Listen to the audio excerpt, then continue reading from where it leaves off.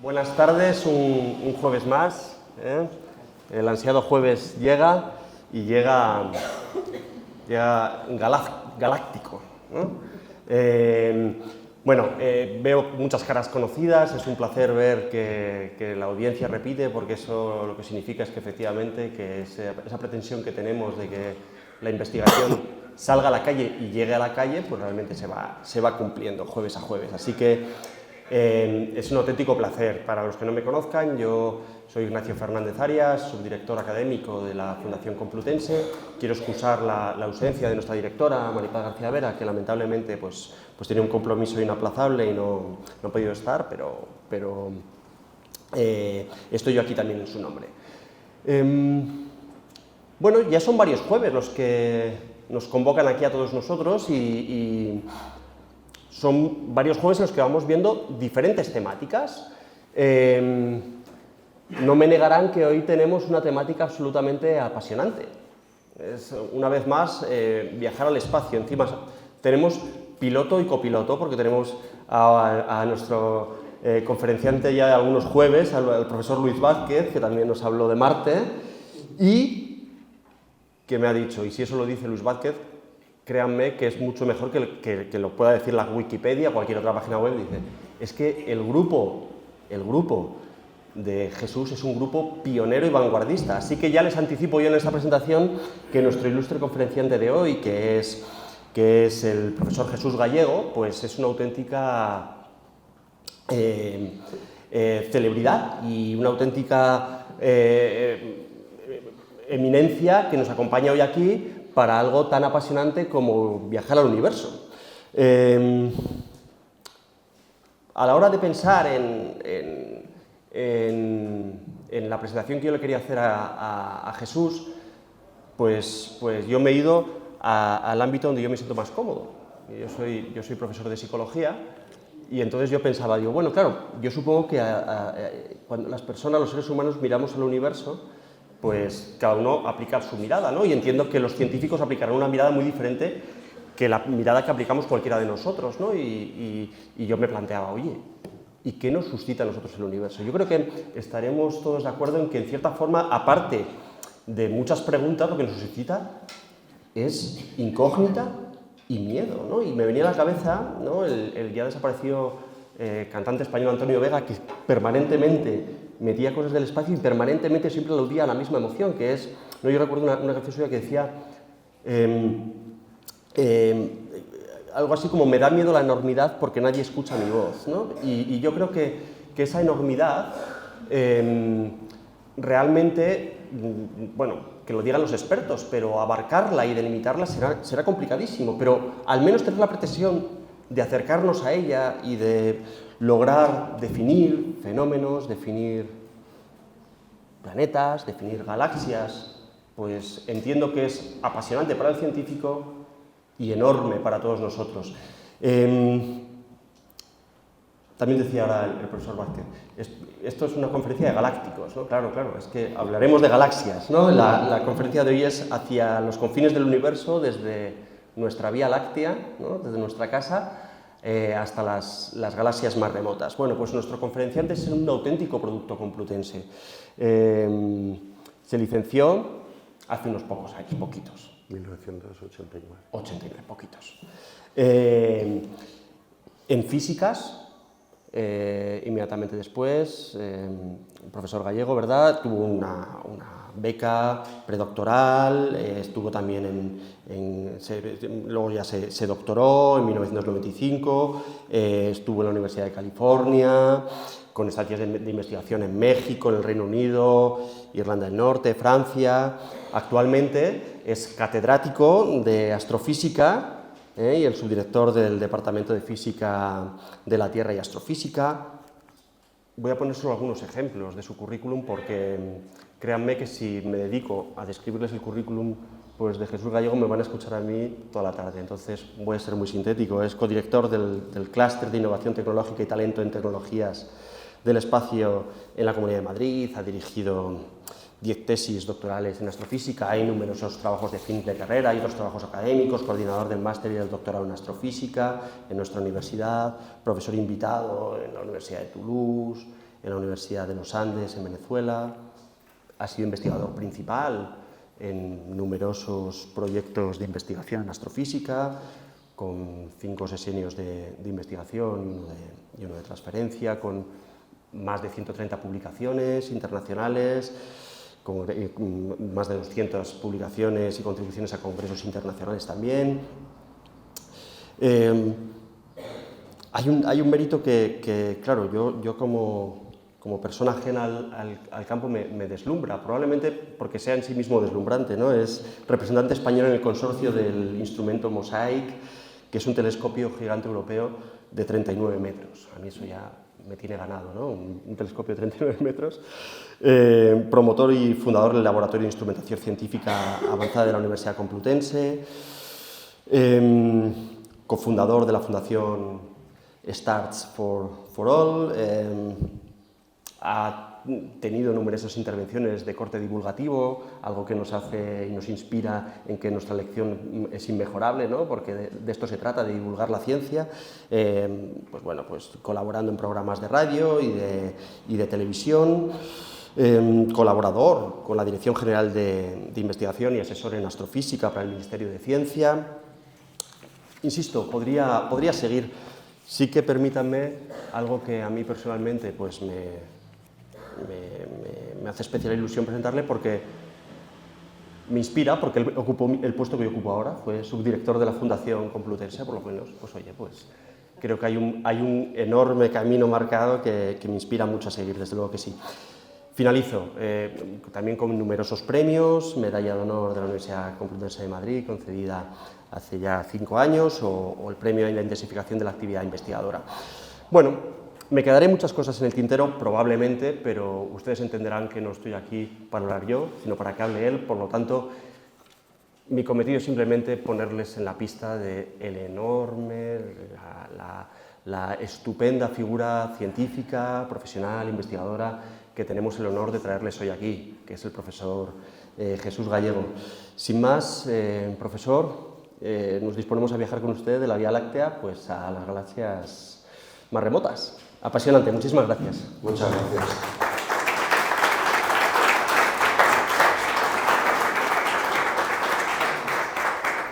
Muchas gracias por la cariñosa presentación. La verdad es que para mí es una enorme alegría estar aquí contribuyendo, trayendo la ciencia a la calle y además haciéndolo, como no puede ser de otra forma, en lo que es mi casa, la Universidad Complutense, y más específicamente una actividad organizada por la Fundación, que la considero, por supuesto, también mi casa, como no puede ser de otra forma. Y la verdad es que es estupendo porque esto es una oportunidad de dar a conocer ciencia que hacemos en la propia Universidad Complutense y también, como no, unos desarrollos tecnológicos en los que participamos a nivel internacional y que la verdad es que son apuestas al futuro de manera que pueda continuar la investigación. Y para intentar presentar un poco mejor la investigación que hacemos en nuestro departamento y que intentamos trasladar a nuestros estudiantes de la Facultad de Física y también, por cierto, a la Universidad de Mayores, que tenemos un curso en la Universidad de Mayores que funciona muy bien, pues he pensado una charla que va a ser una especie como de viaje o de aventura por cómo la sociedad, los seres humanos hemos ido aprendiendo a entender nuestra posición y nuestro papel en el universo. La verdad es que ahora estamos en una situación que casi denominaríamos la época dorada de la astronomía, o una astronomía de posición, una ciencia, perdón, de posición, no, de precisión. Ahora la ciencia es bastante valiente y cree tener respuestas a muchas preguntas. Y queremos comprender el universo, queremos saber una respuesta prácticamente para todo, vemos microorganismos en el microscopio, vemos estrellas y galaxias muy lejanas con telescopios, pero lo más bonito de la ciencia es lo que todavía no conocemos. Y lo que yo siempre digo a mis estudiantes de tercero de astrofísica, o sea, astrofísica de tercero de físicas, es que uno tiene que disfrutar con lo que está haciendo y sobre todo con lo que no entiende, porque eso es lo más divertido. Y desde luego, cuando observamos el cielo, es una invitación directa a hacernos preguntas. Y estas preguntas forman parte de nuestra forma de ser personas. es intrínseco a nosotros. Y seguramente a lo largo de toda la historia de la humanidad, todas las diferentes personas se han hecho preguntas parecidas. Entonces, una primera invitación que quiero haceros hoy es a que miréis al cielo, aunque sea de vez en cuando. La civilización actual no nos ayuda por la contaminación lumínica, etcétera, etcétera, pero ahora que estamos en verano y que viene el buen tiempo, vayamos a las afueras, acerquémonos aquí al monasterio, a esta maravilla que tenemos, intentemos mirar hacia arriba, porque el universo nos está mandando un mensaje, y ese mensaje es muy similar al que han recibido todos nuestros ancestros y el que recibirán nuestros descendientes en el futuro. Y yo he puesto en el texto dos términos, uno es confines y el otro hablo de galaxias remotas, y quiero introducir aquí la definición, porque cuando hablamos de confines, el diccionario de la Real Academia nos dice último término al que alcanza la vista. Esta frase resume perfectamente, es un resumen muy concreto de la historia de la astronomía. Cómo hemos intentado siempre llegar al último término al que alcanzase nuestra vista. Durante muchos siglos lo hicimos con nuestra visión y luego hemos ido mejorando con la tecnología, haciéndolo cada vez más complejo, pero no nos olvidemos, siempre intentamos alcanzar el último término, porque nos preguntamos qué hay allí y cuál es nuestro papel y cuál es nuestra relación con todo ese universo que hasta cierto punto nos supera. Y cuando hablamos de remotos, es algo alejado, que se encuentra distante o apartado. Y lo siento mucho, pero la charla de hoy va a hablar mucho de cosas muy alejadas. Porque uno de los mensajes, que nos da la ciencia y que ayuda a tener una cierta humildad, es que el universo es muy grande. Mucho más grande que lo que estamos pensando ahora mismo. Y muchísimo más grande que lo que vamos a poder pensar en ningún momento de nuestras vidas. Y luego además vamos a hacer un pequeño jueguecito en el que voy a intentar ilustrarlo. Estamos en una noche normal y corriente de verano y hemos visto en la televisión que en un momento de esta noche se pueden observar las Perseidas, una lluvia de estrellas fugaces que tenemos por aquí. Bueno, pues cuando observamos en la dirección del este, vemos la constelación de Casiopea, la constelación de Perseo, por aquí vemos la constelación de Pegaso y la constelación de Andrómeda. Es muy sencillo aprenderse unas cuantas constelaciones. Si estuviéramos en un lugar lo suficientemente oscuro, comprobaríamos que en esa dirección del cielo hay un pequeño objeto, una nubecilla casi inapreciable, que aquí vamos a poder ver con más detalle en esta fotografía con un poquito más de exposición. Uy, que le doy a la pantalla. Bien, pues esa nubecilla durante siglos no hemos sabido lo que era, pero lo que nos dice la investigación actual es que eso es la gran galaxia de Andrómeda. Es un sistema de 200.000 millones de estrellas que abarca unos 100.000 años luz, que va a tener millones de planetas y que está situado a una distancia de unos 2 millones de años luz. Y cuando digo 2 millones de años luz, lo que quiero decir es que la luz que parte de ese objeto tarda 2 millones de años en llegar a nosotros. O dicho de otra forma, si allí hubiera una civilización caprichosa que de manera instantánea hiciera vaporizarse la galaxia Andrómeda, nosotros tardaríamos 2 millones de años en darnos cuenta. Porque estaríamos viendo la luz que ha ido saliendo de la galaxia y 2 millones de años después diríamos, anda, que Andrómeda ha desaparecido. ¿De acuerdo? Vamos a tener en cuenta, en mente además, este concepto, porque lo voy a tener que utilizar a lo largo de la charla durante varias veces. Esto es una galaxia, es lo que hemos denominado durante mucho tiempo universo isla. La materia en el universo no se distribuye uniformemente, sino que lo hace en aglomerados o en congregaciones. Es como la población humana de un país normal y corriente, como puede ser España. Las personas no estamos distribuidos uniformemente, por todos lados. No, tendemos a estar acumulados en aglomeraciones. Por ejemplo, las grandes ciudades. Las grandes ciudades del universo son las galaxias. Y igual que en España tenemos un número muy pequeñito de grandes ciudades y un número muy grande de pequeñas poblaciones, en el universo también ocurre. De manera que grandes galaxias tenemos unas pocas y, sin embargo, objetos como ese o como este, lo que serían las aldeas o las villas, ¿de acuerdo?, son muy frecuentes, como ocurre en España. Por cada ciudad de más de 100.000 habitantes tenemos un montón de pueblos, ¿de acuerdo? Esto también va a ocurrir en el universo. Pero las unidades fundamentales de distribución de las estrellas y de la materia en el universo son estas galaxias, hasta el punto de que se les ha venido a llamar universos isla. Y la pregunta obvia es la que voy a hacer yo, antes de que la hagáis aquí en la primera fila. ¿Qué hay en el universo cuando no hay galaxias? Un vacío prácticamente absoluto. No hay gas, no hay aire, no hay prácticamente nada. Es, de hecho, un vacío mucho mayor de lo que podemos alcanzar en nuestros laboratorios. Este es nuestro universo isla. Andrómeda tiene una cosa especial, la galaxia Andrómeda, y es que es muy parecida a como creemos que es nuestra galaxia, la Vía Láctea. La Vía Láctea sabemos que es un sistema con forma de disco, con unos brazos espirales, tiene un núcleo, ahora pensamos que tiene una barra, tiene un tamaño aproximado de 100.000 años luz, y por ejemplo el sistema solar está situado aquí, en la zona interna de uno de los brazos espirales, y está girando todo este sistema, de manera que el Sol gira en torno al centro de la galaxia, arrastrando al sistema solar y a nosotros con él, y da una vuelta entera cada 220 millones de años. Esto lo que quiere decir es que si el Sol está aquí ahora, 220 millones de años después ha dado una vuelta completa y vuelve a estar aquí.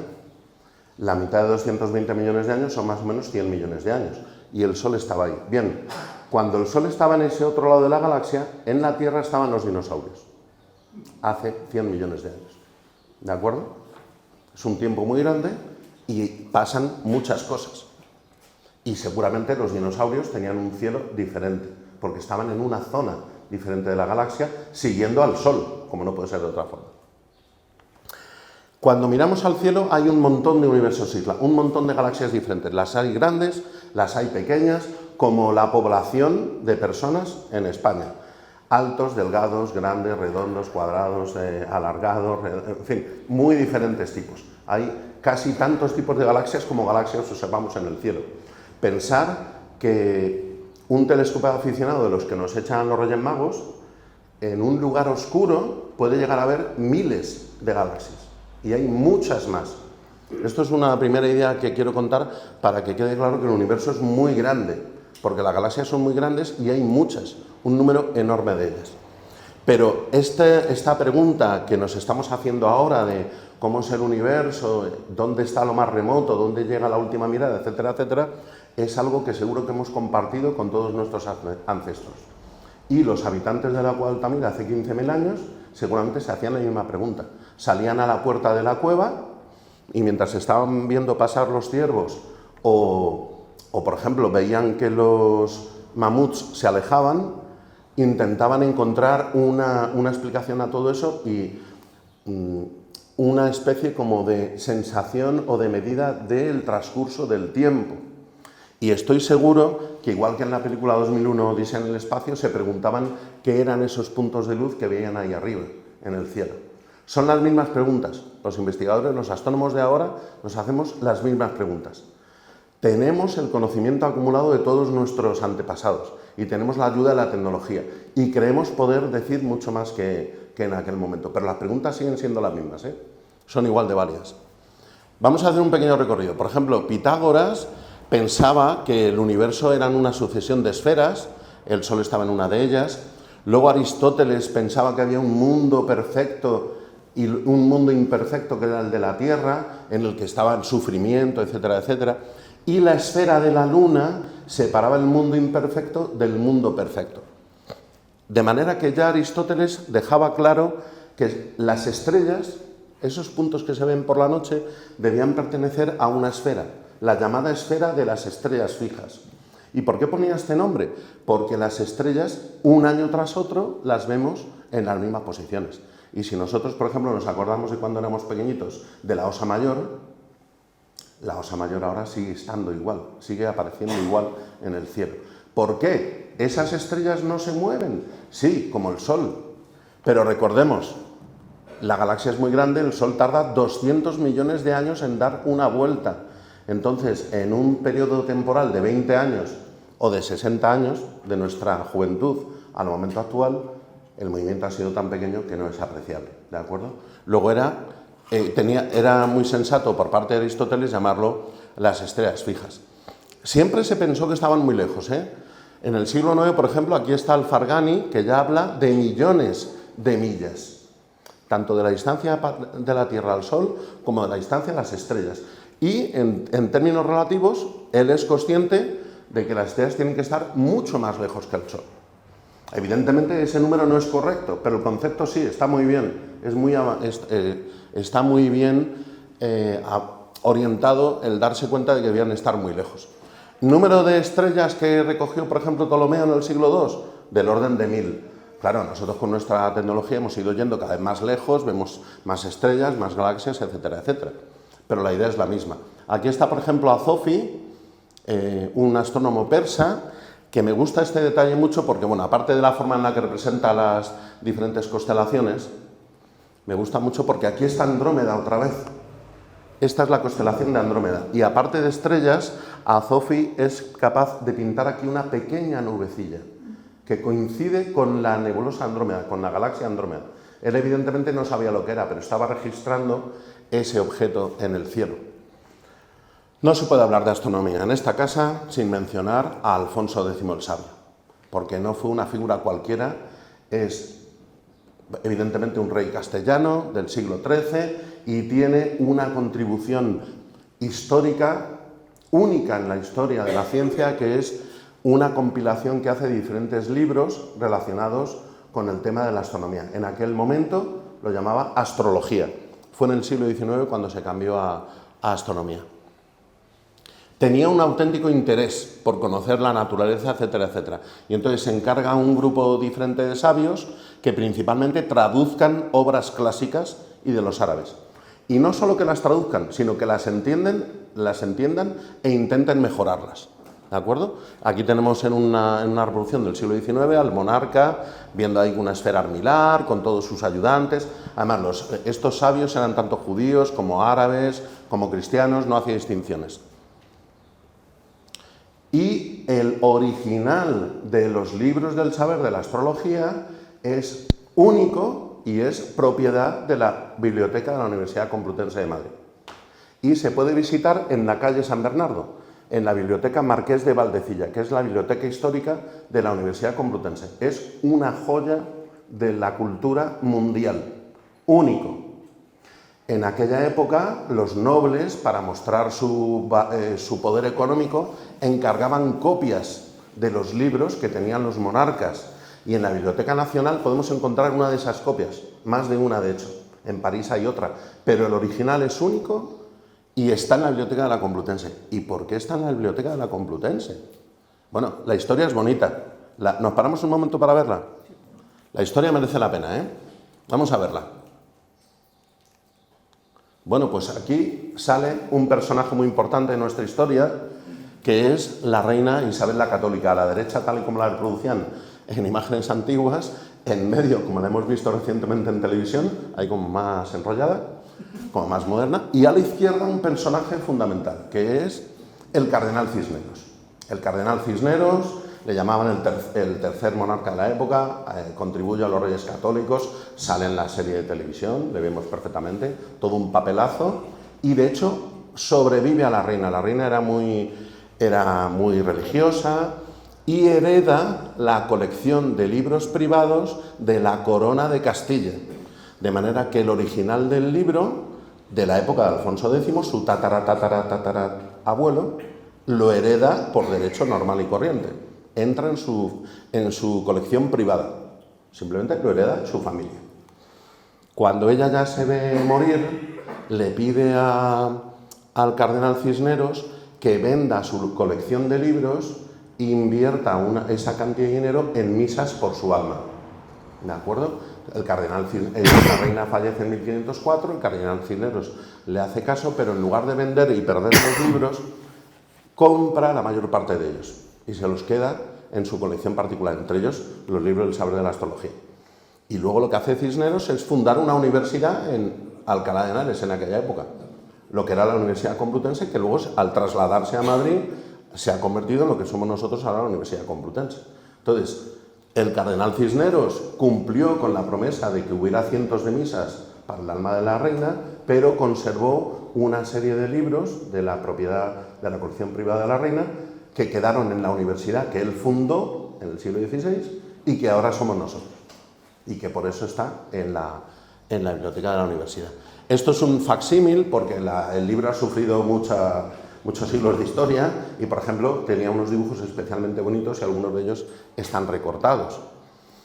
Pero vamos a ver, bueno, de una manera un poco más cómoda en una copia del siglo XIX, para tenerlo un poco más cómodo, porque en el libro 4, cuando está hablando del cielo, en los libros del saber de la astrología, hay un capítulo concreto que habla de las estrellas nebulosas o nublosas.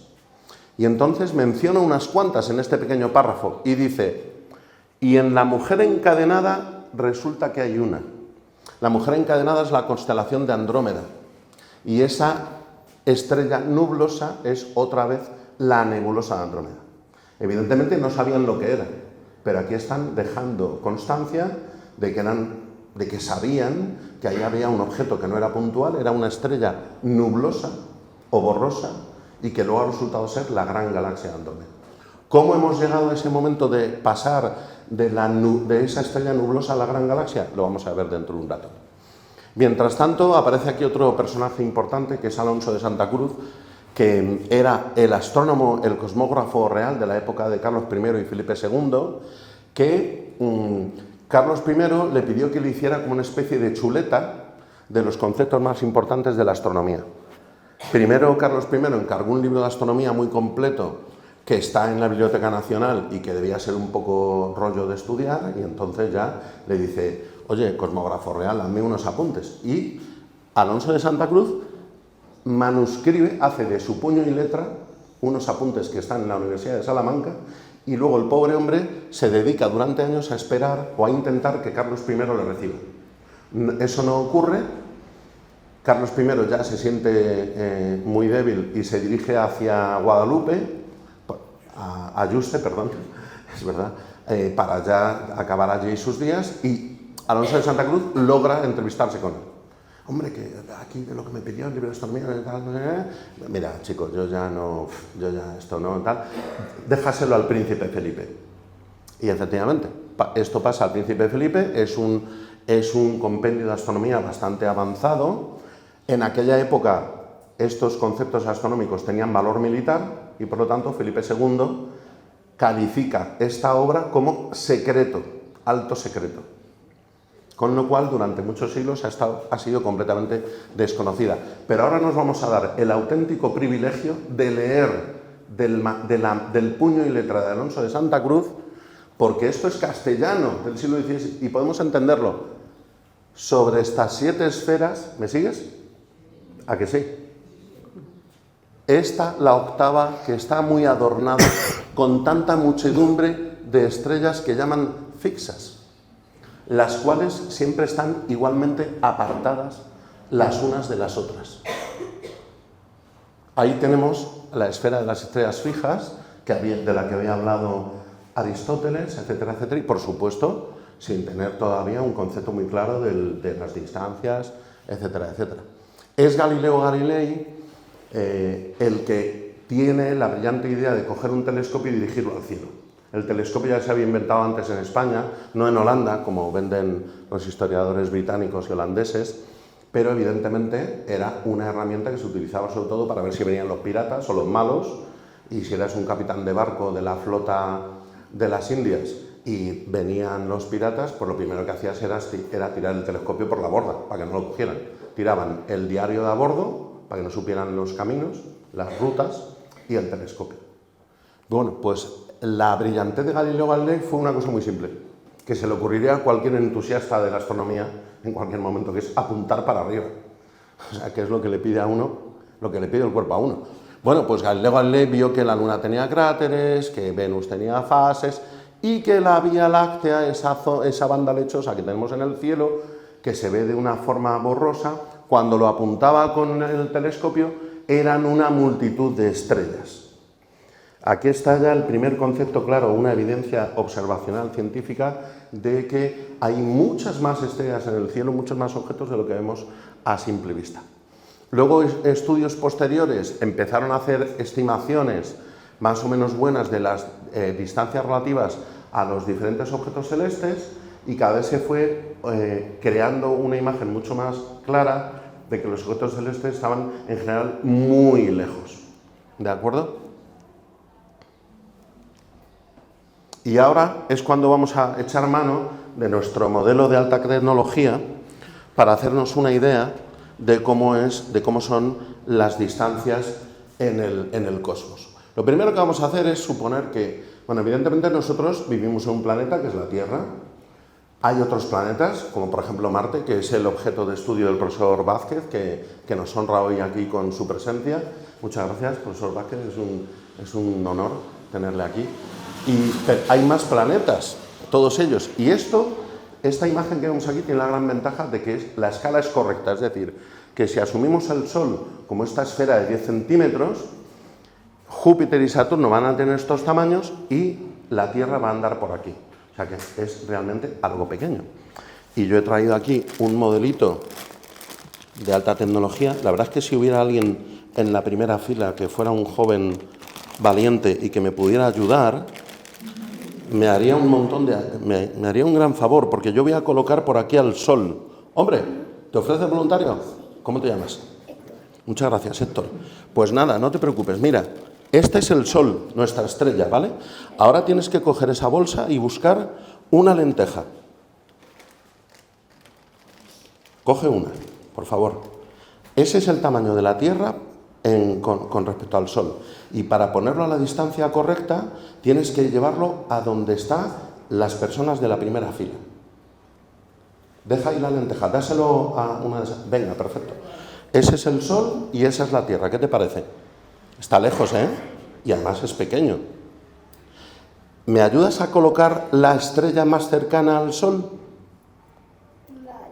¿Dónde crees que tenemos que ir a llevarla? ¿En la puerta? Está bien pensado, pero hay que irse a 5 kilómetros.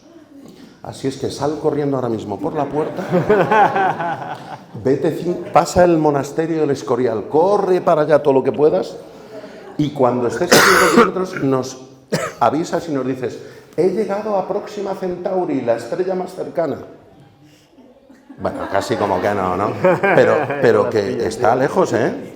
O sea, imagínate lo que es tener aquí una naranja y tener otra naranja fuera del pueblo, fuera del Escorial. Hace 1000 años luz está, ¿no? No, que va, está solo a 4 años luz, la más cercana. Es que el universo es muy grande. Entonces, si algún día somos capaces desde la Tierra, que es la lenteja, mandar una nave al Sol, que ya lo hacemos, eso no quiere decir que sea fácil llegar a la siguiente estrella, porque la acabamos de poner muy lejos. Vale, pues teniendo la siguiente estrella a las afueras del Escorial, el núcleo de la galaxia estaría en Nueva York. Muy lejos. Y si los astronautas están muy orgullosos de llegar desde la Tierra a las cercanías del Sol, para llegar al núcleo de la galaxia todavía está muy lejos. Porque habría que cruzar el océano. ¿Serían absorbidos por el agujero negro? Bueno, sí, si son tan tontos de acercarse al agujero negro, sí, claro. Pero de todas formas sería divertido, ¿eh? Venga, muchas gracias, siéntate. Muchas gracias. Bueno, pues aquí tenemos un ejemplo. ¿Me cuidáis el planeta Tierra? No hay planeta B, ¿eh? No hay otro. Nos tiene que durar mucho. Bueno, pues aquí lo tenemos. Vamos a avanzar. En el siglo XIX, este varón británico, Lord Rosse, decide construir un gran telescopio. Era un aficionado, todo aficionado a la astronomía quiere tener un telescopio lo más grande posible, y él logró hacerlo muy grande, como se ve aquí en la imagen. Bien, ¿qué descubrió? Que había en el cielo un montón de objetos con forma espiral, y los llama nebulosas espirales, pero todavía no sabía lo que eran estos objetos. Es en 1923 cuando un personaje importante, Edwin Hubble, apuntando a una buena conocida nuestra, que es la galaxia Andrómeda, hace un estudio de estrellas variables en el objeto y estima una distancia para este objeto. Y dice, esto tiene que estar como poco a 500.000 años luz, mucho más lejos que el tamaño de la Vía Láctea. Luego tiene que ser otra galaxia. Es Edwin Hubble, en esta fecha tan reciente, porque la astrofísica es una ciencia muy reciente, el que nos dice que todas estas nebulosas espirales, esa nebulosa Andrómeda que había visto a Zufi y que había figurado en el libro de Alonso de Santa Cruz, etcétera, etcétera, era una galaxia formada por cientos de miles de millones de estrellas y además diferente de la nuestra. Los siguientes avances tecnológicos fueron hacer, como no, telescopios cada vez más grandes, ¿de acuerdo? Y que nos han permitido llegar a galaxias cada vez más lejanas. Y aquí voy a empezar a sacar galaxias. Y hay cientos, hay miles, hay millones, tantas galaxias como queramos. Y yo ahora voy y hago un pequeño juego. Y cojo unas galaxias reales y las junto. Parece que el cosmos nos está mandando un mensaje, ¿verdad? De Madrid al cielo. Son galaxias de verdad. Lo único que he hecho ha sido juntarlas. De hecho, hay una página web que si queréis visitarla podéis poner la frase que se os ocurra. Busca en los catálogos de galaxias reales las más parecidas a las que hacen falta y te pone la frase favorita. Un regalo de cumpleaños. Bueno, pues con estas observaciones de Hubble ya tuvimos un tamaño aproximado para la Vía Láctea, una distancia aproximada para Andrómeda, una distancia aproximada para la galaxia del Triángulo. Estas son nuestras vecinas, la verdad. O sea, en realidad son solo las galaxias más cercanas. Ahora sabemos que hay galaxias mucho más lejanas. Y todas estas distancias que he comentado hace un momento son tan grandes que ya no tiene sentido hablar de kilómetros. Por ejemplo, el Sol debería decir que está a 150 millones de kilómetros. Pero es que Andrómeda está a miles de millones de kilómetros. Entonces, en astrofísica utilizamos mucho una distancia que se denomina el año luz, que es la distancia que recorre un rayo de luz a la velocidad de la luz en el vacío. ¿De acuerdo? Y entonces, en tiempo luz, por ejemplo, un rayo de luz tarda 8 minutos en llegar del Sol a nosotros. Dime. Entonces el Sol que vemos ahora es el de 8 minutos. Claro, tío, exactamente, es que lo iba a decir, pero lo has dicho tú muy bien. El Sol que nos está iluminando ahora mismo es la luz que salió al Sol hace 8 minutos. Es decir, que si unos marcianos caprichosos destruyen el Sol ahora mismo, yo podría dar mi charla durante 8 minutos más antes de que todos dijéramos ¿qué ha pasado? ¿Que se ha quedado a oscuras esto? Pero ¿Qué ha luego ocurrido? también la Tierra saldría disparada porque no tendría ningún cuerpo gravitatorio que la trajese. Eso si el Sol desaparece, pero si se apaga, la gravedad sigue funcionando. Sí, nada me haría más ilusión que la Tierra saliera disparada. Eso estaría genial. Esa luz es la luz que vemos hace cuánto. ¿Cuál? Esta hace millonésimas de segundo. Sí, pero sí. Me gusta mucho que comentes esto. Eras Héctor, ¿verdad? Sí. Estupendo, Héctor. Cada vez que quieras intervenir, hazlo, no te cortes. Di lo que se te ocurra, que me gusta. Me estás ayudando mucho. Bueno, pues esto que está diciendo Héctor es muy, muy importante, porque el que la velocidad de la luz sea finita hace que de manera inevitable estemos mirando hacia el pasado. Y desde el punto de vista del Sol es una cosa que no tiene mucha importancia, porque vemos el Sol de nuestro cielo tiene 8 minutos de antigüedad, que es lo que tarda su luz en llegar a nosotros. La cosa empieza a ponerse más graciosa cuando la naranja que hemos puesto a la salida del Escorial decimos que está a 4 años luz, porque quiere decir que su luz tardó 4 años en llegar a nosotros. La estrella polar está a 320 años luz, el centro de la galaxia está a 26.000 años luz, Andrómeda está a 2 millones de años luz, pero es que las galaxias más lejanas ahora sabemos que están a 90.000 millones de años luz.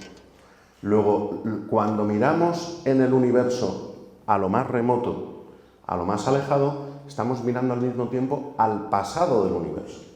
Estamos viajando en el tiempo, ¿de acuerdo? Y si queremos ver cómo fue la juventud del universo, lo que tengo que hacer es mirar cada vez más lejos. porque estoy recibiendo la luz de objetos que están más remotos en el tiempo y por lo tanto los veo más hacia atrás. De hecho, si el universo tiene una edad finita, llegará un momento en el que miraré tan lejos que estaré viendo el propio origen del universo. Y eso es lo que estamos intentando ahora. ¿De acuerdo?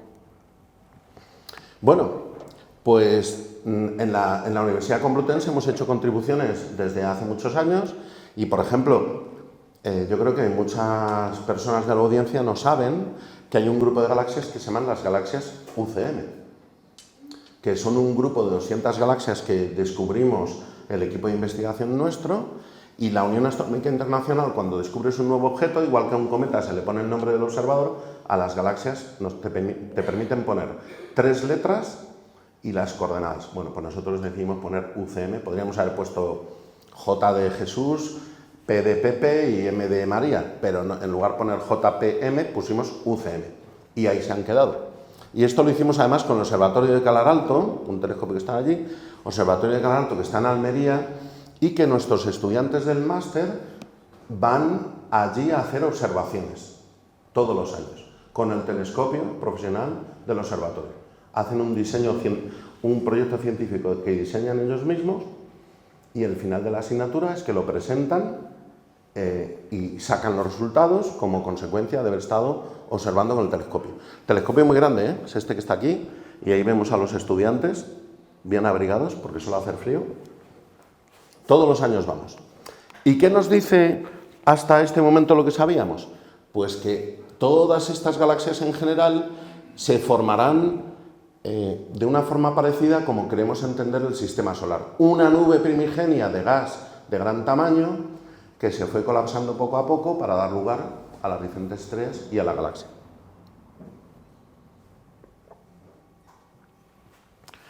De manera que las galaxias en el universo empezarían con unos objetos jóvenes que luego van evolucionando, a medida que se van haciendo más viejos van cambiando su color hacia lo rojo, porque en las estrellas su población estelar se hace más roja.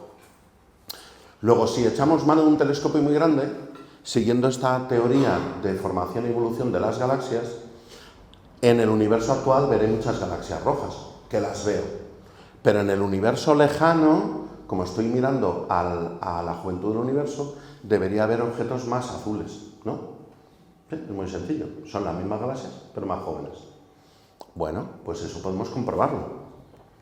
Simplemente cojamos el mayor telescopio que tengamos, hagamos una imagen lo más profunda posible y miremos las galaxias más lejanas posibles. Eso es lo que hizo un investigador llamado Tyson en una fecha tan reciente como 1988 y surgió un problema. Porque en lugar de encontrar unas cuantas galaxias azules, encontró un montón de galaxias azules. Hasta el punto de que lo llamó el exceso de galaxias azules. Débiles porque estaba mirando a las lejanas. Recordemos que lo lejano se corresponde con lo joven del universo. Luego, este hecho observacional me dice que en la juventud, en los orígenes del universo, había un número muy grande de galaxias, mucho mayor que las que hay ahora. Luego tenemos que asumir una evolución. De alguna forma, el universo en su juventud tenía un número muy grande de galaxias y ahora tiene un número menor. ¿Dónde se han ido esas galaxias? ¿Qué ha ocurrido con ellas? La respuesta a esa pregunta es la teoría actual de evolución de galaxias. ¿Y cómo hemos podido llegar a una solución? Con el telescopio espacial Hubble. Este es un telescopio que hemos puesto en órbita. No es el más grande que existe, pero tiene una gran ventaja, que está fuera de la atmósfera.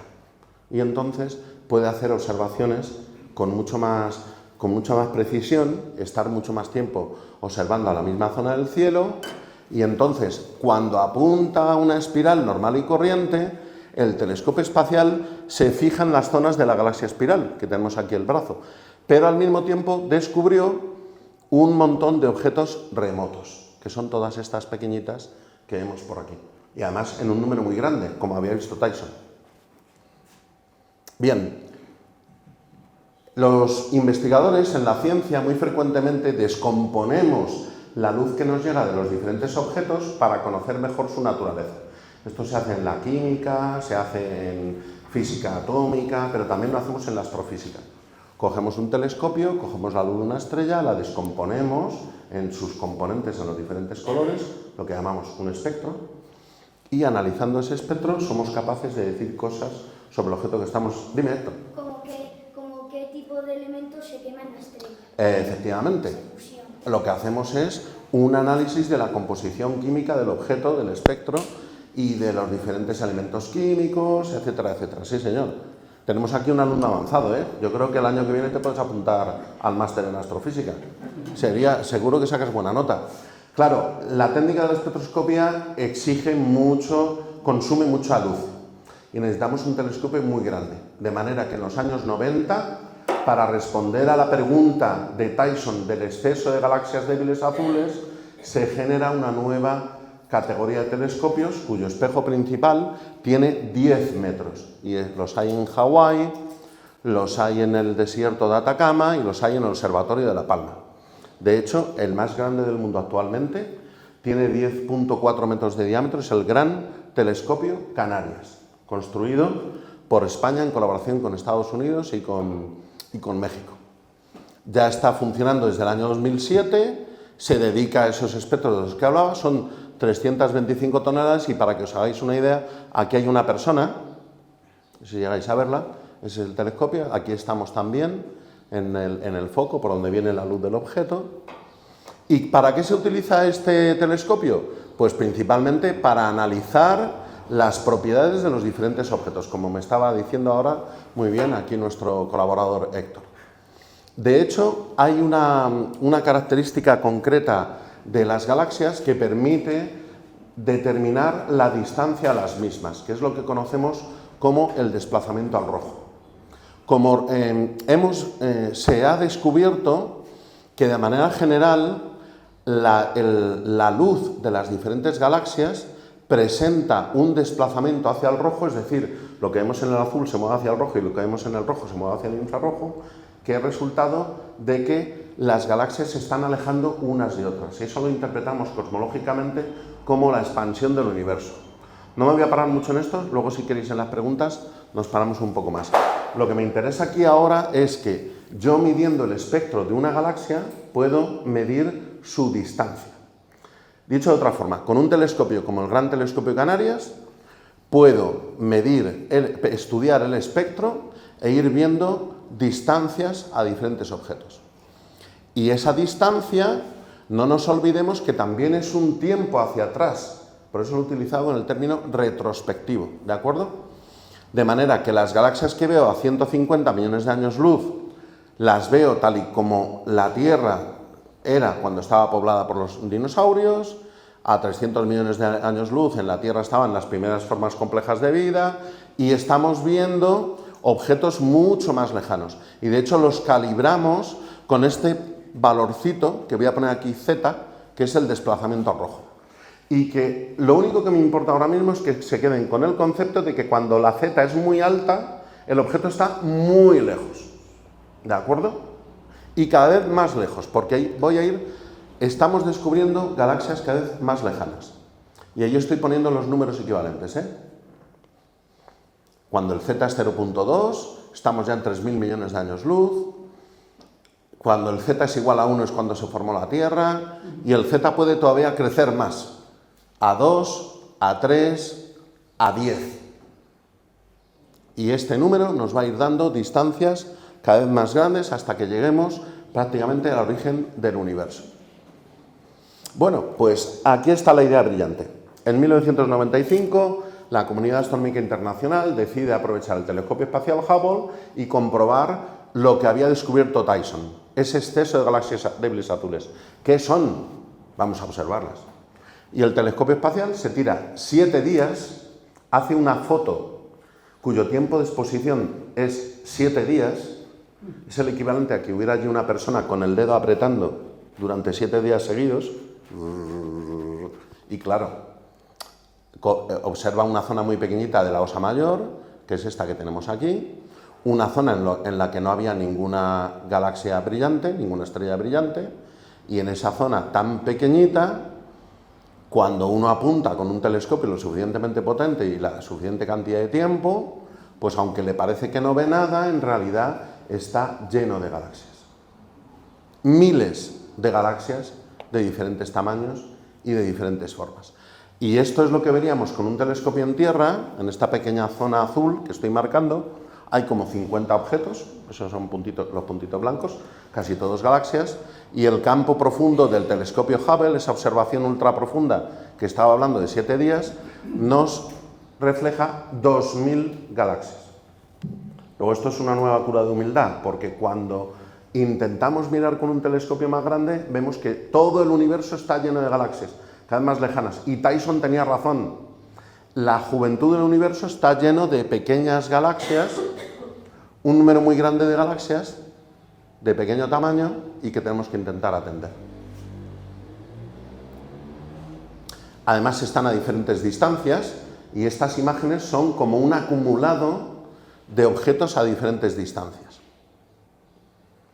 Voy a volver a ponerlo. Primero veo unas cuantas cercanas, luego unas más lejanas, cada vez más pequeñas y más lejanas, más débiles, más lejanas. Fijaros cómo el Z va aumentando, cada vez más lejos, cada vez más objetos. Estoy viendo como instantáneas de diferentes momentos del universo. Y esto es, veo una instantánea especialmente lejana, perdón porque está puesto en gigayears, estos serían miles de millones de años, gigaaños, estos serían los primeros 1000 millones de años de edad del universo, un poco más, y el momento actual, que son 13.700 y pico, 13.800 millones de años. Y estas imágenes tan profundas del cielo en realidad son como un acumulado de imágenes de diferentes épocas. Ahora vamos y las separamos por las diferentes épocas. Y aquí es donde se comprueba lo que decía Tyson.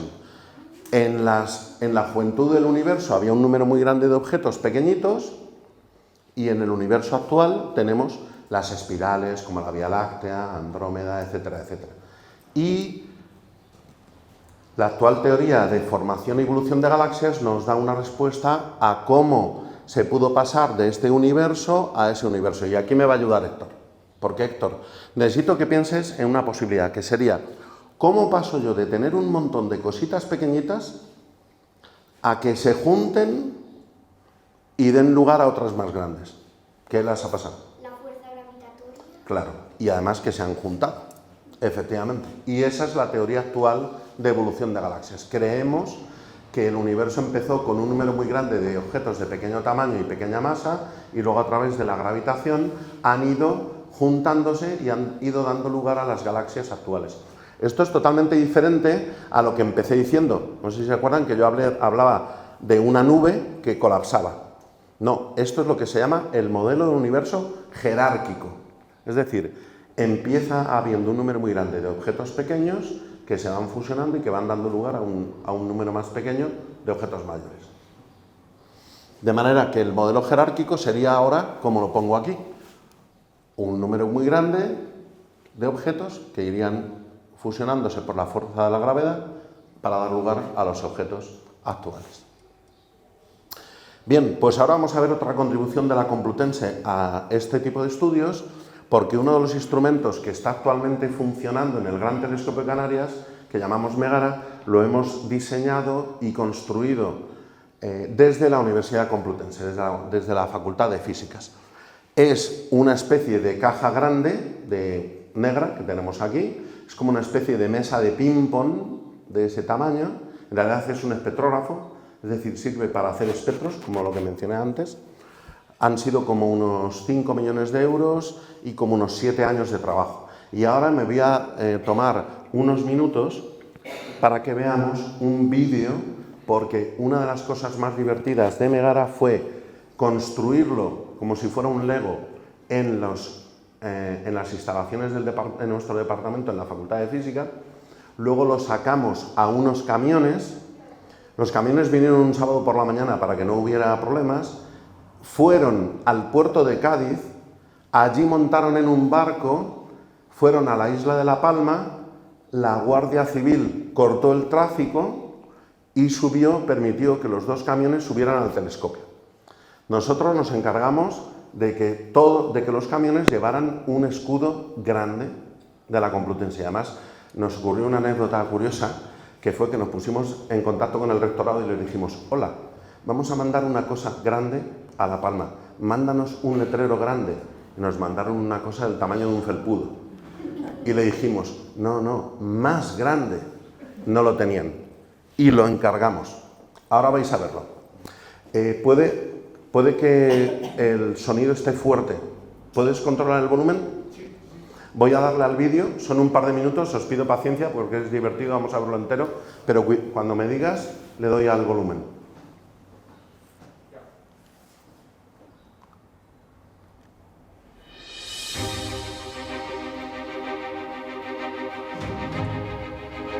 Esto es en la Facultad de Físicas.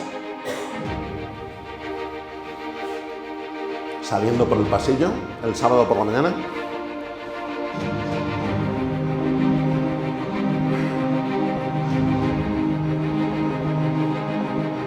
La parte de atrás de la Facultad de Físicas.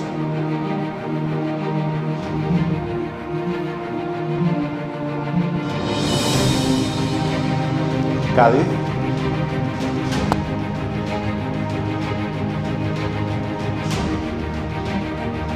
El barco.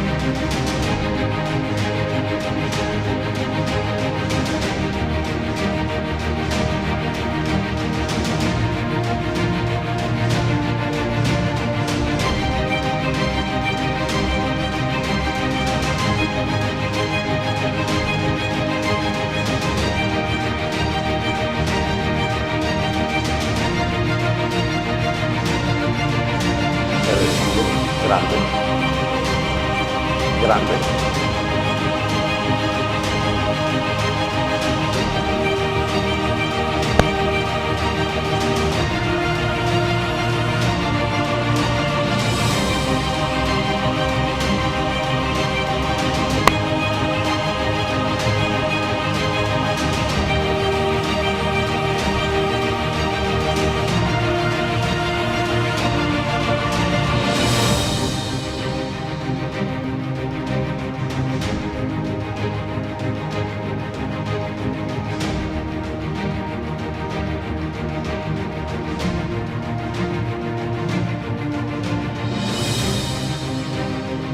Son 2 toneladas.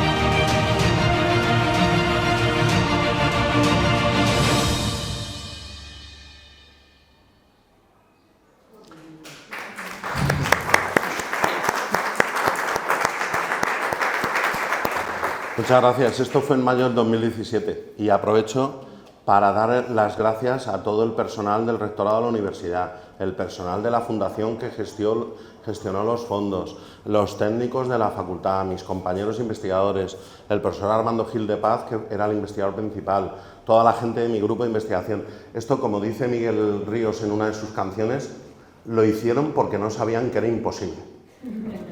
Pero esto fue realmente una pesadilla. Eso sí, Megara está en el telescopio y está siendo utilizado por toda la comunidad internacional.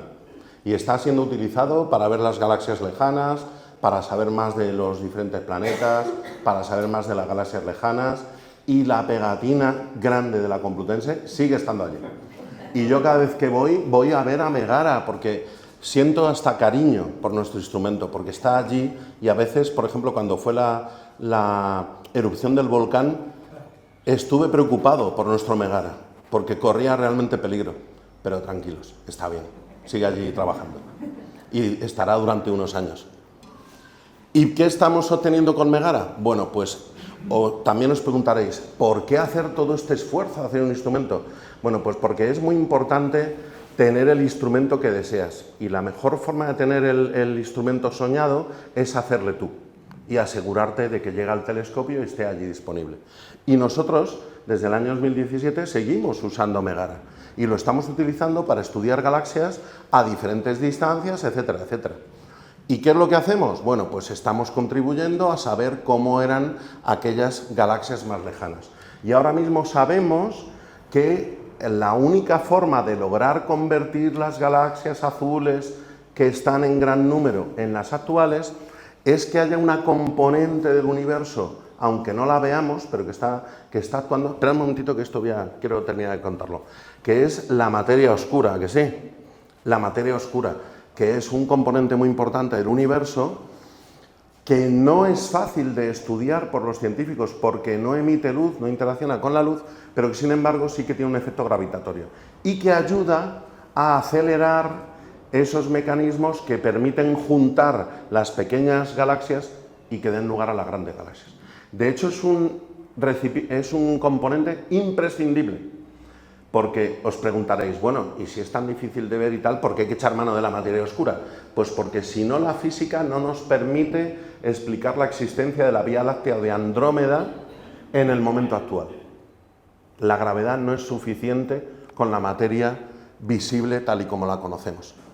Y la historia no ha terminado, porque todavía queremos ver cada vez galaxias más lejanas. Este, por ejemplo, es un objeto que no está a z igual a 1, no está a z igual a 2, está a z igual a 11. Es una de las galaxias más lejanas conocidas, era la más lejana hace muy pocos años.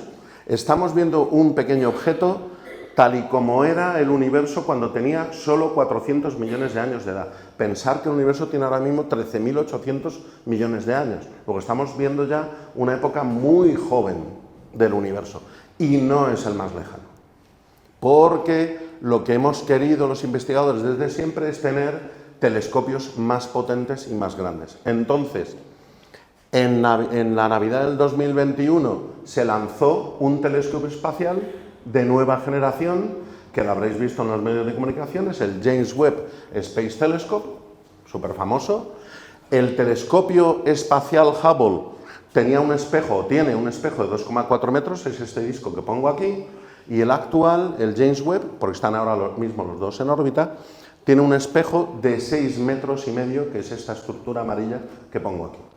Y cuando tienes un telescopio más grande, pues ves más lejos. Y el James Webb está continuamente descubriendo galaxias todavía más lejanas.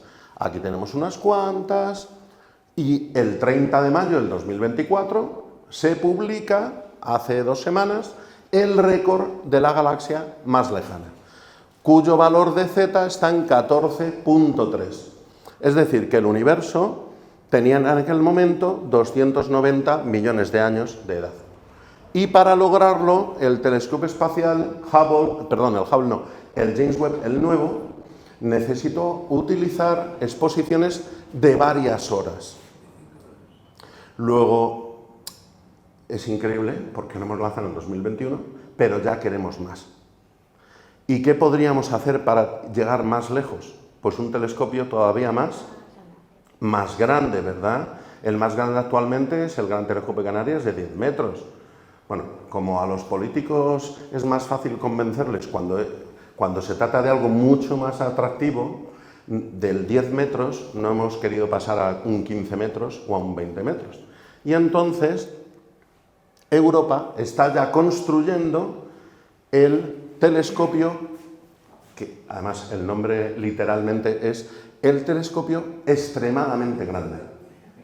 Y no es 15 ni 20, van a ser 39 metros. ¿De acuerdo? Este telescopio se terminará en el 2028. Estará en el desierto de Atacama, esta es la puerta de Brandenburgo, en Berlín. Estos son los telescopios actuales como el GTC. Esto es una persona, que se puede ver aquí, y este será el telescopio que ya está en construcción. Bueno, en construcción, esto es muy grande, ¿eh? No, es que está realmente en construcción. Es que esto es una foto del 11 de abril, se puede ver con una webcam en esta dirección que pongo aquí, pero si ponéis en Google Extreme Large Telescope webcam, en tiempo real podemos conectarlo, podría hacerlo, bueno, vamos un poco limitados, pero esta foto es de hace 2 semanas y fijaros cómo vaya la obra. Y como nosotros hicimos Megara satisfactoriamente para un 10 metros, Europa nos ha invitado a que desde la Complutense ayudemos al Super Megara.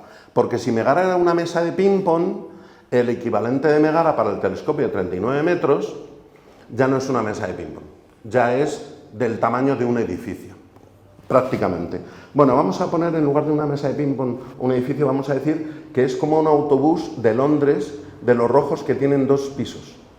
¿De acuerdo? Y ahí estamos. Ese instrumento se llama Mosaic, hemos tenido una reunión en Madrid que ha durado ayer y hoy, precisamente. Han venido investigadores de todos los diferentes lugares de Europa y Mosaic va a ser el Megara del telescopio de 39 metros. Está pensado para gente joven como Héctor. Era Héctor, ¿verdad? Claro, pues cuando Héctor sea un investigador y empiece a trabajar, nosotros habremos terminado Mosaic, el Super Megara, y tendrá que ser él y sus compañeras y sus compañeros. Espero que sean la Universidad Complutense, porque es donde estamos los buenos de la película. No los mejores, pero somos buenos. Y aquí seguiremos intentando llegar cada vez más lejos. Fijaros que esto es era un cerro, se dinamitó la parte de arriba del cerro, está en construcción, pero para el 2028 esperamos que esté el telescopio. Para hacernos una idea, aquí hay un coche, por ahí hay... Yo digo siempre que los observatorios son las catedrales del siglo XXI, el equivalente. Aquí tenemos una comparación del telescopio gigante con la Sagrada Familia, para hacernos una idea. Y aquí está el final de la charla, porque esta ya es la siguiente diapositiva. Yo espero tener la oportunidad de volver a dar esta charla en el año 2030. Subdirectores, por favor, os pido que me invitéis en 2030 para contaros los primeros resultados con Mosaic de las galaxias más lejanas, y voy a acabar con una cita de Edwin Hubble, ese astrónomo que en 1923 observó la galaxia Andrómeda, descubrió que era un objeto lejano y cuyo nombre ha llevado el telescopio espacial Hubble. Y es que esto está tomado de su libro de los años 30. Nuestro conocimiento del universo disminuye rápidamente según nos alejamos de nuestro planeta, la Tierra, que la hemos dejado por ahí, por cierto. Trabajamos en el límite de nuestros telescopios y la búsqueda continuará. Y seguiremos continuando. Muchas gracias.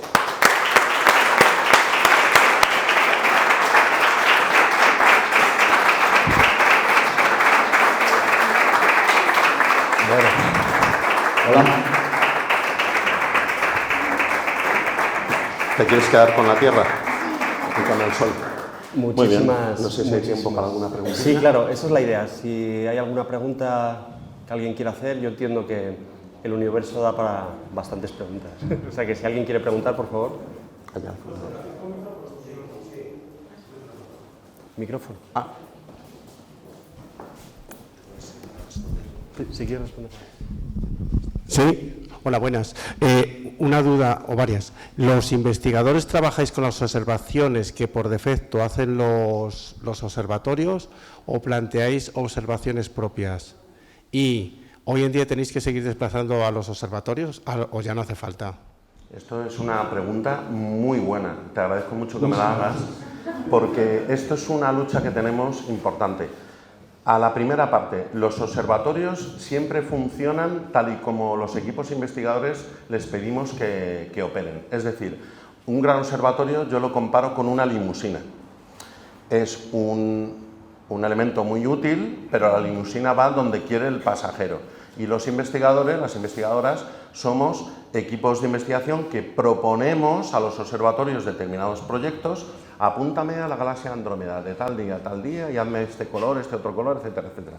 Todos esos proyectos van a un comité científico internacional de asignación de tiempos, porque los telescopios solo tienen 365 noches al año y reciben muchas más propuestas de las que pueden ejecutar. Eso se llama factor de sobrepetición y en el Gran Telescopio de Canarias, por ejemplo, está en torno a 5, es decir, que harían falta 5 veces el número de noches cada año para poder hacer todos los proyectos que se proponen. Entonces, cuando propones un proyecto y te lo admiten y te lo ejecutan, estás muy contento, claro, porque es muy difícil. Pero, ¿hasta qué punto es eficiente que uno vaya al telescopio y haga las observaciones? Bueno, los científicos somos muy cuidadosos y queremos tener todo absolutamente bajo control. Entonces, aunque las grandes instalaciones como los observatorios intentan automatizar su trabajo y hacer lo que se denomina el modo servicio, es decir, yo relleno con el mayor detalle posible lo que quiero que hagan, me acuesto en mi casa tan tranquilo y al día siguiente me mandan un mensaje diciendo hemos hecho lo que nos pediste. La verdad es que no es tan sencillo, porque hay tantos parámetros libres, tantas decisiones que tomar, que todavía es prácticamente imprescindible ir al telescopio. Y luego hay un aspecto muy importante, y es el didáctico. O sea, es que es muy importante que los estudiantes vayan al telescopio para ver cómo operan y cómo funcionan las cosas. Porque está muy bien que todos tengamos un teléfono móvil en el bolsillo, pero, por favor, hay que tener un poco de curiosidad de cómo funciona el aparato. No podemos limitarnos a usarlo de manera completamente ciega. Hay que entender cómo funcionan las cosas.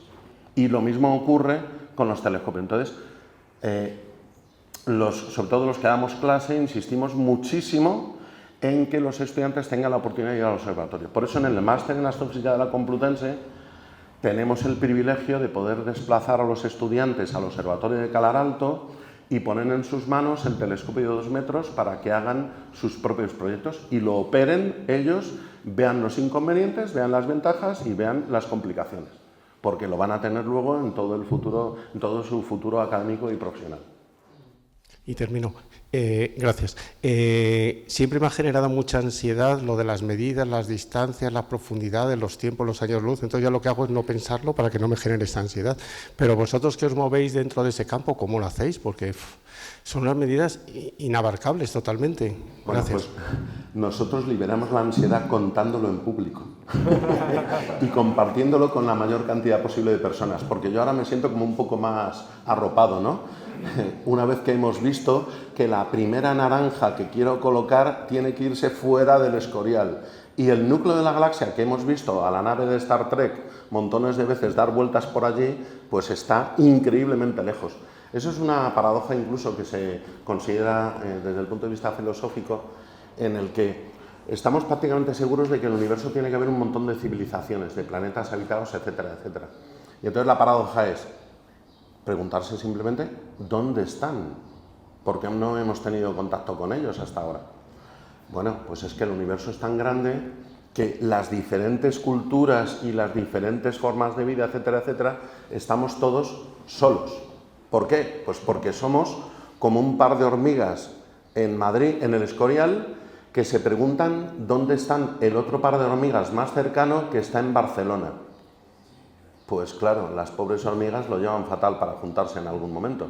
Pues es que en el universo nos ocurre algo parecido. ¿Más preguntas? Una pregunta. estáis haciendo telescopios más grandes, los espejos más grandes, etc. Y eso coge más fotones, veis más lejos, pero hay un límite, ¿no? O sea, no vas a llegar al Big Bang, no vas a llegar al punto, vas a llegar a la parte oscura, no sé cómo se llama, me lo sé en inglés pero no en español. ¿A qué distancia está eso? Ese punto donde a partir de eso no hay fotones, o sea, no ves lo mismo. Sí, lo que se llama en inglés Dark Ages, la época oscura. Bueno, pues esto está... no me gusta tanto hablar en términos de distancia como en términos de tiempo. Y esto se supone que corresponde con un universo de unos 100.000 años de edad. La distancia es una cosa delicada, porque el universo está en expansión, ahí no he querido entrar con mucho detalle, pero sabemos que el universo está en expansión, y entonces creemos que el universo se expandió tanto que hay zonas del universo cuya luz todavía no ha dado tiempo a que nos llegue a nosotros. ¿Qué quiere decir eso? Que de todo el universo posible hay una pequeña esfera en torno a nosotros que llamamos el universo observable y que está en torno a unos 90.000 millones de años luz. No se corresponde con los 13.800 millones de años de edad, porque la expansión del universo ha sido mucho más rápida en una determinada fase y por lo tanto las cosas se han ido mucho más lejos. ¿De acuerdo? Pero creemos estar muy cerca, ¿eh? O sea, este resultado del 30 de mayo ya no creemos que vayamos mucho más allá. Las primeras galaxias debieron aparecer en torno a los 200 millones de años de edad, no mucho más allá.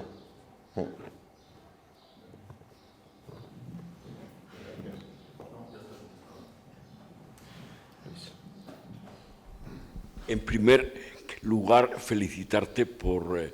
yo he tenido un auténtico placer intelectual aprendiendo cosas aquí. Segundo, nos has permitido ir tan lejos sin aceleraciones ni sobresaltos. O sea, hemos sido de alguna manera muy bonitos. Yo te quería preguntar dos cosas. Una del pasado, ¿hubo colaboración entre Alfonso X el Sabio y el centro de Samarcanda cuando era Al-Khwarizmi y todo aquel grupo? Porque allí hubo mucha actividad, fue el imperio de Córdoba a Samarcanda, pero, o sea, ¿estuvo colaboración o no lo sé? Yo no soy experto en ello, pero voy a citar a una colega nuestra que se llama Azucena Hernández, que ha estudiado con mucho detalle y que dice que evidentemente estamos en los tiempos de Internet. Ahora uno mandaría un WhatsApp a Samarcanda. En aquella época no ocurría, pero sí que se hacían visitas de las delegaciones periódicamente. Y se cree que en Córdoba hubo una delegación de aquella zona. Porque de hecho, mientras que Alfonso X no había empezado a hacer la obra hasta que empieza poco después de que tengamos registro que tuvo lugar una visita. Y en esa visita a Castilla llegó la noticia de que allí habían empezado a hacer observaciones periódicas. Luego el observatorio de allí se pierde en la historia porque llegan los turcos y bueno, la guerra y desaparece y no se vuelve a tener noticia. Pero a la corte de Alfonso X llega una delegación de visita que les informa que llevan ya 2 años de observaciones y entonces Alfonso X manda a unos expertos a que empiecen a tomar observaciones diarias desde Toledo. Y eso fue el origen de las tablas alfonsinas, porque estuvieron 10 años tomando datos. Luego la respuesta sería sí, hubo contacto. No sé si hubo mucho más información de aquí para allá o de allá para acá, pero ellos empezaron antes. Y en relación con eso, el término que ahora se utiliza tanto, algoritmo, que viene de Al-Khwarizmi, el que mandaba allí, pues tuvo algo más, hubo algo más de... O sea, lo que has dicho es evidente, o sea, son datos observados, pero nosotros debemos a Samarcanda la palabra algoritmo, ¿no? Claro que sí, claro. Y además, con mucho orgullo tenemos que decir que Al-Khwarizmi tiene una estatua delante de la Facultad de Físicas. Sí, señor. Allí está nuestro... Bueno, y tendría que estar también en informática para algoritmo. Es verdad. Con otra pregunta ya de futuro. Hubo la idea de que no se podía saber la composición de una estrella hasta que se introdujo con la tesis de Harvard, aquella esto famosa, los espectros, y entonces se vio. La pregunta ahora, ¿con la computación cuántica podríamos conocer la dinámica dentro de la Alfa Centauri? O sea, porque a fin de cuentas, aunque nos lo han presentado de una manera, porque ya ahora hay unos términos que si no los utilizas no eres nadie, es decir, inteligencia artificial, cambio climático y todo. Fíjate que el cambio climático nos calentaron la cabeza tanto con la cuestión de calentamiento global, calentaron la cabeza tanto que ahora han pasado al cambio climático. La pregunta es, si enviamos unos fotones, entangled, o sea, estos que están, uno al Alfa Centauro, pues tardaría 3 años o 4 años. Y por la sincronización se podría saber que están haciendo las cosas dentro de Alfa Centauro. La pregunta, profesor, es muy buena porque además, como usted muy bien sabe, en la ciencia actual estamos pecando incluso de tirar de ese recurso que es la inteligencia artificial y la capacidad de cálculo. Y antes se hacía mucho hincapié y se hacía mucho esfuerzo por los desarrollos teóricos, analíticos, etcétera, y ahora intentamos resolver muchas cosas por el método numérico, porque tenemos ordenadores potentes. Luego, la inteligencia artificial y todos esos ordenadores cuánticos, etcétera, etcétera, podrían ayudar mucho. En evolución de galaxias, esto ayudaría muchísimo, porque hay que calcular el efecto gravitacional de un montón de partículas, de todas y cada una de las estrellas que forman cada una de las galaxias, para millones de galaxias, o sea que ayudaría mucho. Pero yo siempre me pregunto si ese es el camino adecuado, porque es como resolver las cosas a fuerza bruta. Y yo, corríjame si me equivoco, pero el profesor Einstein no tenía un ordenador superpotente, lo hacía a mano.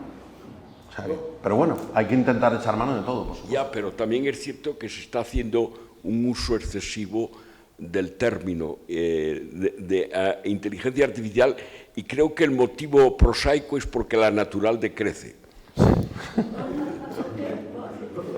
Porque la natural decrece. Bueno, inteligencia artificial, pero sí es que cuando hablamos de inteligencia artificial, como dice el profesor, todos nos imaginamos a un robot ahí como muy listo, ¿no? Y decimos, ¡wow! Es que han hecho aquí...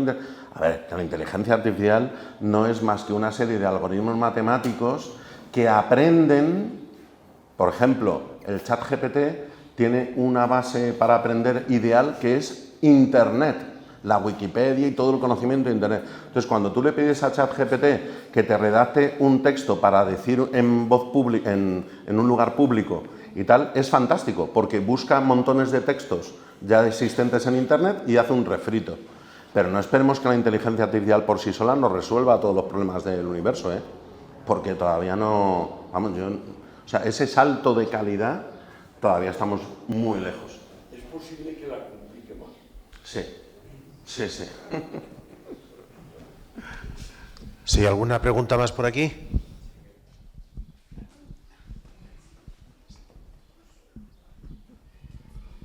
Sí, hola. Mira, quería preguntar por el papel que pueden tener hoy en día, viendo todos estos grandes telescopios y tanto dinero y tanto esfuerzo metido ahí, de los astrónomos aficionados, esos que con su pequeño telescopio desde casa pues descubrían por ahí cometas y descubrían cosas hace años. ¿Hoy en día tienen algún papel o no? Sí, sí, por supuesto. Bueno, primero que has mencionado el dinero, que me interesa mucho, porque este telescopio gigante europeo que está haciendo toda Europa es muy caro, son 1.000 millones de euros.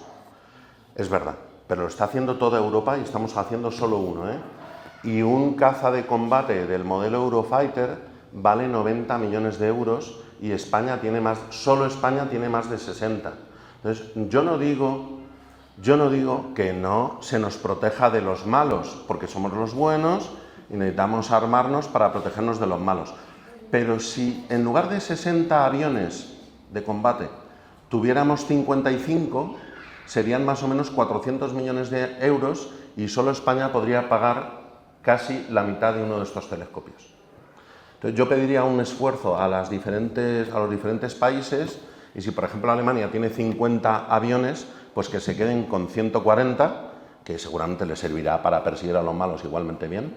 Y, sin embargo, con ese dinero equivalente, nosotros estamos aquí haciendo un montón de ciencia buena. Con respecto a los aficionados, la astrofísica es una disciplina muy peculiar en el ámbito de la ciencia. ¿Por qué?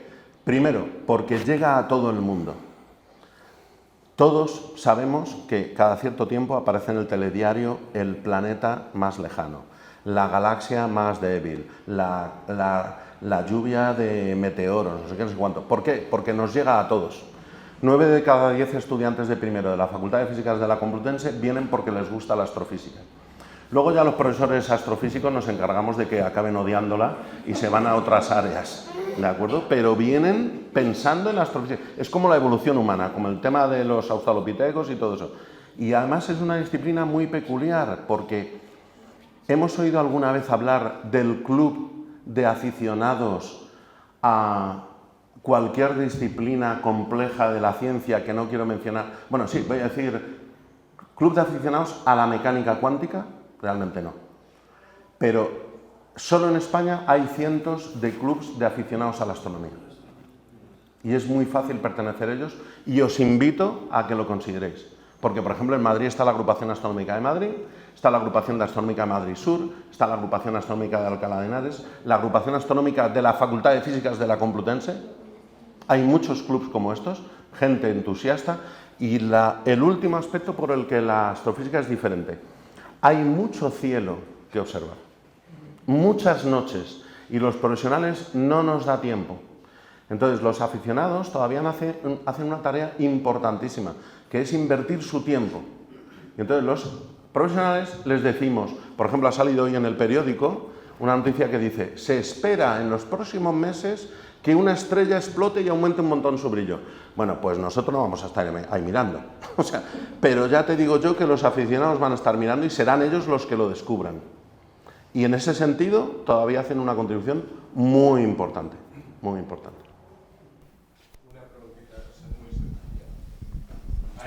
Espere un momentito, es que no le van a escuchar de atrás. Por aquí, por las cercanías, ¿hay algún sitio con el cielo muy oscuro? Para llevar tu telescopio y ver algo. Por supuesto, sobre todo pasando la sierra en la vertiente de Segovia, por supuesto que sí. O, por ejemplo, en el puerto de en Miraflores de la Sierra. Miraflores de la Sierra.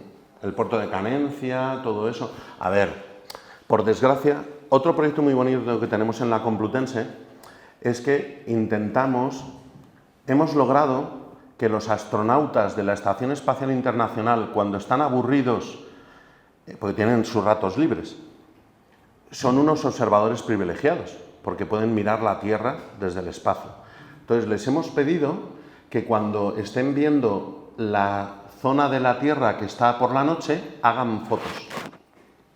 Esas fotos nocturnas las utilizamos para medir el nivel de iluminación artificial de las ciudades. Y, por ejemplo, estamos patrullando cómo está evolucionando en los últimos años la iluminación artificial de ciudades de la península ibérica. Y, por ejemplo, puedo deciros que Vigo ha aumentado su iluminación. Sí, y lo de Vigo es obvio, porque todos lo sabemos. Lo malo es que no solamente está aumentando la cantidad de luz de todas las ciudades en general, sino que está ocurriendo un fenómeno muy curioso que no es bueno para la salud de la población general. Y es la sustitución de las luminarias clásicas, por cierto, ayuntamiento, la sustitución de las luminarias clásicas por LEDs. Los LEDs se están instalando masivamente porque ahorran energía. Pero hay dos tipos de LEDs, los azules y los amarillos. Los amarillos son los buenos.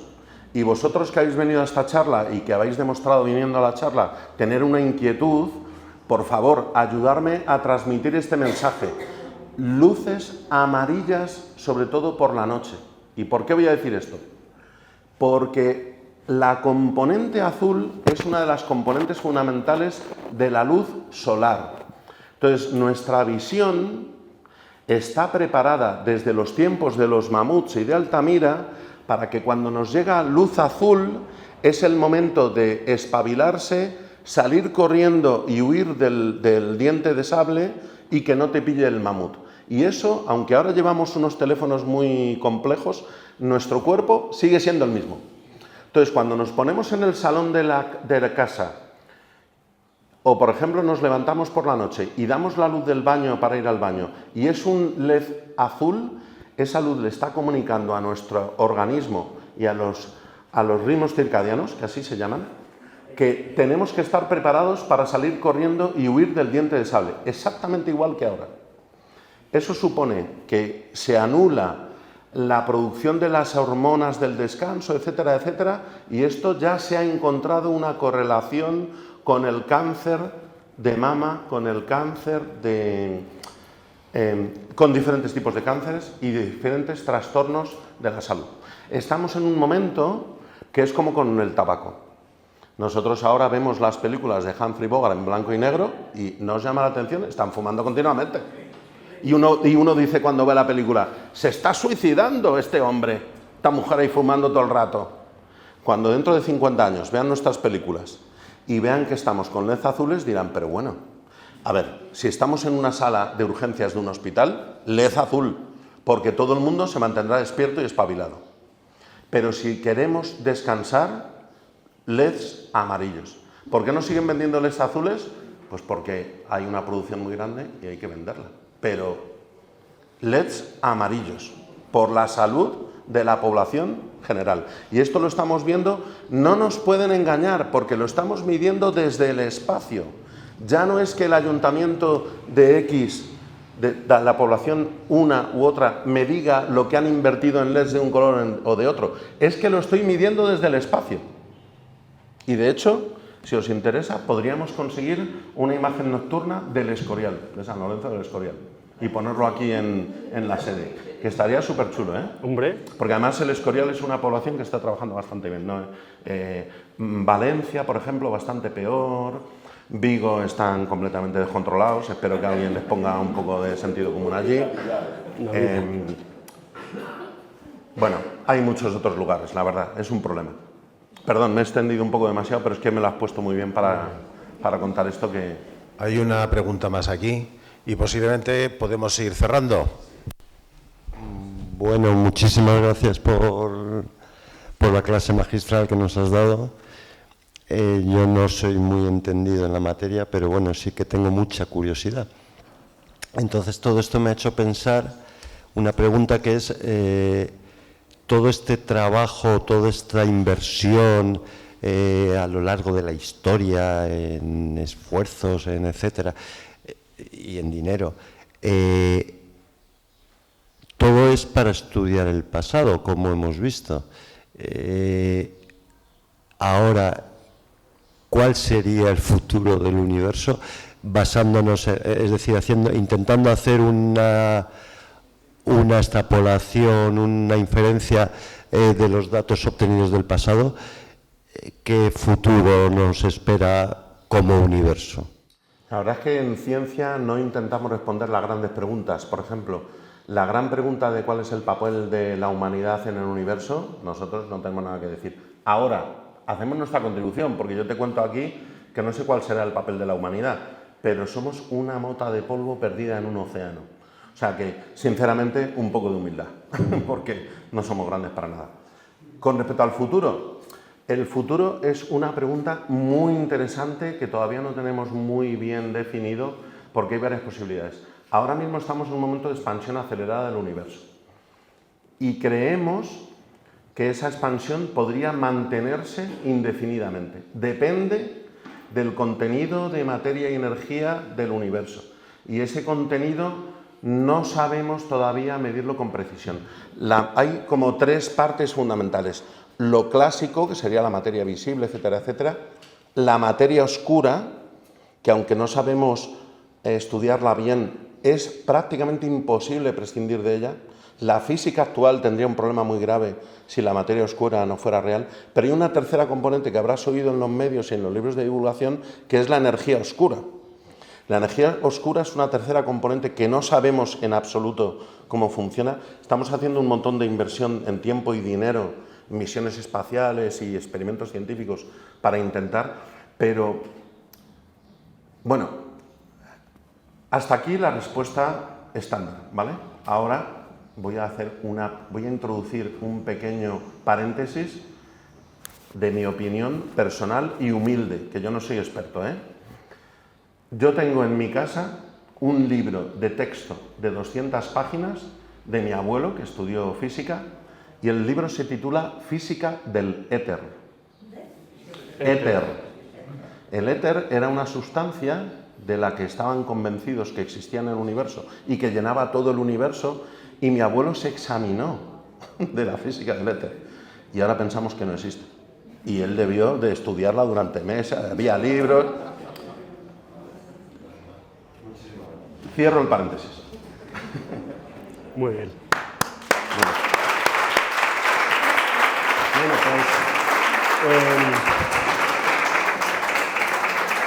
pues vamos a ir cerrando, pero permitidme que agradezca una vez más a esas entidades que nos han apoyado, por supuesto, a la Casa, al Ayuntamiento de San Lorenzo, a Signe, a Hyundai, a CREAP, a Sekiru, Rodilla, Novartis, que son entidades que han colaborado desde el principio y que gracias a ellas pues, hemos podido organizar pues, conferencias como la de hoy, que son un auténtico lujo, porque decía el profesor Vázquez que en decremento de la inteligencia natural aparece la artificial, y decía el profesor Gallego que quizás pues tampoco va a ser el futuro o no va a dar la solución al futuro, pero igual si nos la da Héctor y compañeros de Héctor, que son el futuro.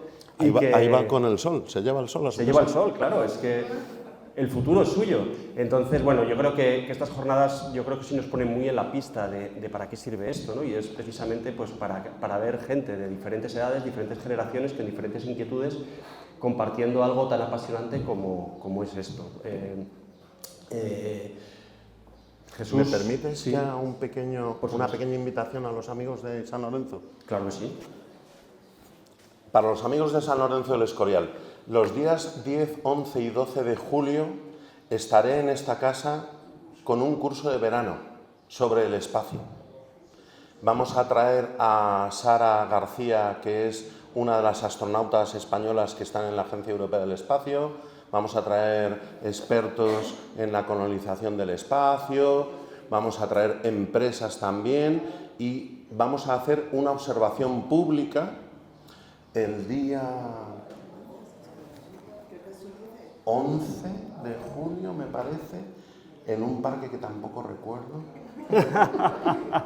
Vamos a hacer una observación pública estupenda en San Lorenzo, no donde está Próxima Centauri, sino en un parque central. Y estáis invitados e invitadas, por supuesto, tanto si queréis veniros al curso como si queréis acompañarnos durante la observación.